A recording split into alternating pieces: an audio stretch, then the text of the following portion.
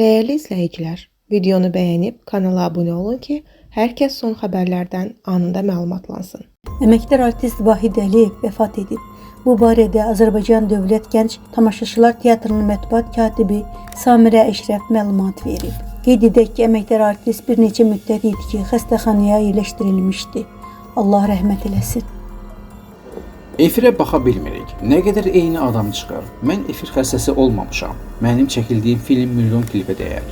Xəbər verilir ki, bu sözləri əməkdar artist Ruhəngiz Musəvi öz aramızda proqramında deyib. Müğənni verilişlərin hər gün efirə dəvət etdiyi ifaçıları tənqid edib. Bunlar sənəti sevib gəlmirlər. Orasını burasını düzəldir, sponsor tapır çıxır efirə.